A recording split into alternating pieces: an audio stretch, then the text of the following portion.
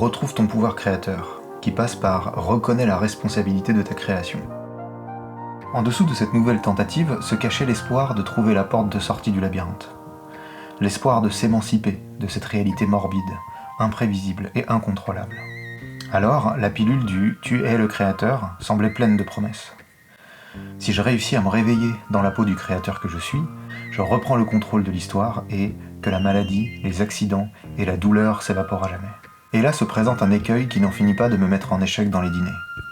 Je vends cette nouvelle mode du « nous sommes des dieux créateurs de notre réalité », mais je me retrouve échec et mat devant le désarroi. Je me retrouve impuissant devant la douleur, impuissant devant les larmes de ceux que je tente de convaincre.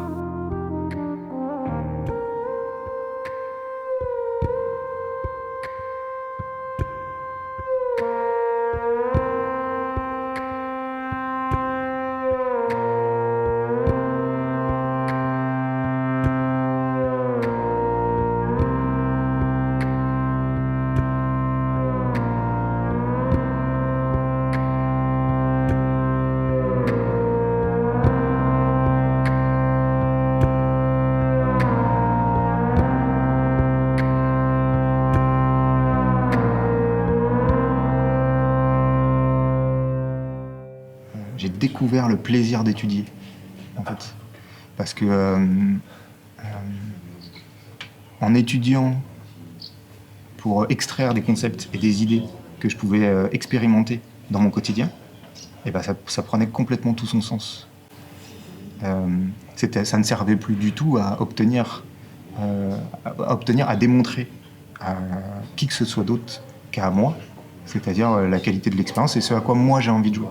Donc du coup, je m'étais posé très peu de questions, j'étais à fond dans ce que moi je voulais et je me foutais du reste. Et en fait, je me suis retrouvé à me poser énormément de questions et à être contre à peu près tout. Donc je suis passé par toute la phase conspirationniste, défiance de l'autorité. Mais tu vois, après tu peux le regarder, hein, il y avait vraiment ce truc de bah voilà, j'ai réalisé le rêve de mon père, parce que c'est lui qui m'a dit si tu veux t'en sortir, il te faudra monter une boîte. Et en fait, du coup, je suis allé au bout du truc, et après il a fallu que je déconstruise. Et donc il fallait que je me relève et que je me mette droit devant l'autorité. Donc au début, ça passe par va te faire foutre, tu vois, l'autorité. Et puis petit à petit, en fait, autre chose se produit. C'est-à-dire que tu étais dans un truc où tu suivais complètement ce qu'on me disait, et avec ta sauce, mais ça fonctionnait. Tu t'es écroulé, donc du coup tu t'es rebellé contre celui qui t'avait dit il faut que tu fasses comme ça. Et puis après tu trouves un espèce de juste milieu. Et tu comprends que, heureusement, merci, qui m'a susurré ça, et que consciemment et inconsciemment il m'est permis de m'autoriser à faire ça, parce que ça m'a permis de régler un truc. Voilà, ça m'a permis de réaliser un rêve, et du coup, une fois que le rêve est tombé, bah, autre chose se pointe.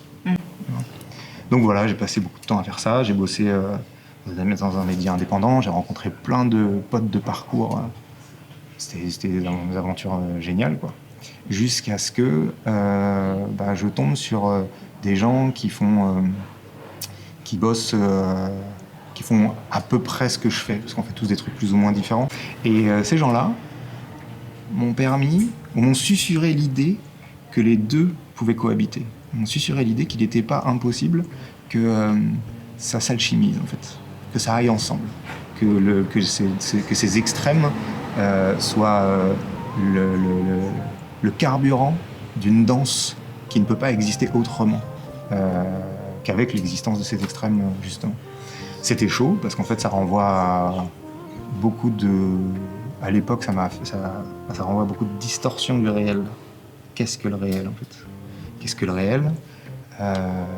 Et donc, du coup, j'y suis allé vraiment pas à pas. Donc, j'ai passé beaucoup de temps à les observer. Donc, on parle de qui ? Le premier sur lequel je suis tombé, c'est Christophe Alain. Au début, j'ai rien compris à ce qu'il racontait. Mais par contre, il y a un truc qui est monté, vraiment dans le ressenti de... Il y a quelque chose. Là, il y a une pépite, il y a quelque chose. Il y a un truc, il y a quelque chose pour toi, en tout cas. Et donc, j'ai passé beaucoup de temps à écouter, à lire et à expérimenter. C'est-à-dire à extraire ce que je pouvais... ce qui était extractible. Ouais, c'est ça, c'est juste extractible. On a compris. Et essayer de l'expérimenter. Ok, lui, il dit que ça marche comme ça. Ça me paraît pas con, j'aime bien l'idée, mais si en pratique, je joue avec T'as ça. en mémoire un exemple de quelque chose que t'as expérimenté à cette période-là et qui t'a conforté en fait? La sœur Christophe Alain, non. J'ai pas un exemple qui me vient, même si le mouvement c'était vraiment celui-là. Le premier truc qui me vient, mais tu vois, c'est marrant parce que du coup ça remonte vraiment plus loin. C'est un mec qui s'appelle Jacques Fresco, un inventeur un inventeur de génie. Et il proposait un point de vue sur le libre arbitre en fait. Et il montrait qu'en fait le libre arbitre, ou plutôt la manière dont chacun se comporte, est réellement posé sur son point de vue. Et qu'en fait, là je vais l'exprimer avec mes mots, mais que réellement, de notre point de vue personnel, à chacun, nous faisons du mieux qu'on peut. On est totalement sincère et on ne triche pas. On ne triche pas. Pour essayer de rentrer plus en pratique, on va dire bah ouais, mais il y a des tricheurs, il y a des escrocs. Le truc, c'est que de leur point de vue, c'est ce qu'il y a de mieux à faire. C'est réellement ce qu'il y a de mieux à faire. C'est ce qu'il y a de mieux à faire pour toutes les raisons qu'on peut imaginer. Parce qu'ils imaginent que ne pas respecter la règle du groupe, ce soit le mieux qu'ils aient à offrir au groupe. Parce que le groupe, c'est une bande de cons. Et que de toute façon, moi, j'ai mieux compris. Donc, si je fais ça, à un moment ou à un autre, ça servira. Parce que respecter la règle pourrait les mettre en face d'une réalité, de certaines vérités, de choses qui les caractérisent et devant lesquelles ils sont effrayés. Et que du coup, de leur point de vue, c'est de la survie que de passer par cet endroit-là. Et en plus, c'est nécessaire, c'est vital, parce que c'est dangereux, tu vois. Et en fait, ça, regarder le monde comme ça va changer les choses. Ça va vraiment changer les choses. C'est se dire, mais ouais, en fait, là, je viens de prendre une queue de poisson, mais qu'est-ce que le mec qui est devant ou la nana qui est devant a perçu de ça? Et en fait, elle, ça se trouve, elle n'a même pas vu. Elle n'a même pas vu, elle est dans ses trucs, son gamin, il est à l'école, elle va recevoir un coup de fil, il faut absolument qu'elle y aille parce qu'il est en train de saigner et elle a peur, alors qu'il n'y a peut-être même pas grand-chose, mais en tout cas, on l'a appelé, machin. Et du coup, elle m'a pas calculé, tu vois. Et plutôt que du coup de me monter, moi, et de me fabriquer des ennemis, parce qu'on est censé me respecter, on est censé me voir, et que toi, tu m'as pas vu, et donc tu vas payer, bah, ça m'a permis vraiment de pouvoir entrer en contact avec ces réalités-là. Donc voilà, pour te donner un exemple. Mais ça, c'est pareil, hein, c'était une belle graine hein, qui a bien germé depuis. Ouais. Mais voilà, c'est expérimenter ce genre de... Regarder comment ces concepts peuvent être expérimentés. C'est ça, voilà. Du coup, ça t'a apporté un vrai apaisement, ça, quand même. Non, ça m'a apporté de l'amusement. Ça m'a amusé. Ah, d'accord. Ça m'a fait vivre une aventure géniale. Et puis ça continue. Je parlais quoi. de justement, hein, vraiment l'histoire de point de vue. Ouais, mais c'est ça, c'est amusant, c'est pas apaisant. Ah, d'accord. C'est pas apaisant parce que ça en enlève rien au fait que tu contrôles rien. Et que ça te fait quand même chier qu'on te fasse une queue de poisson. C'est ça. Par contre, ça te permet de petit à petit d'accepter que ta révolte est contre-productive pour toi-même. C'est-à-dire qu'en fait, du coup, ce qui est intéressant là, si on reste sur le cadre de cette queue de poisson, c'est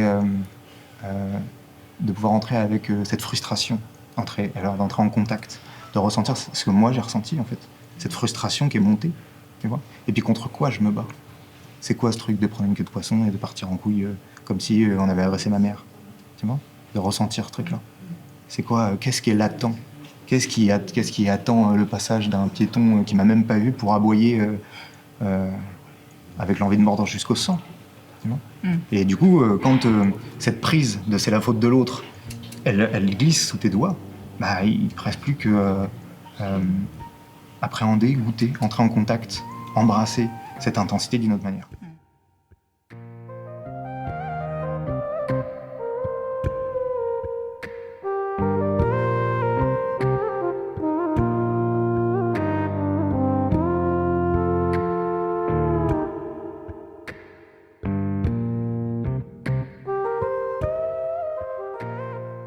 Le script, tu y es soumis.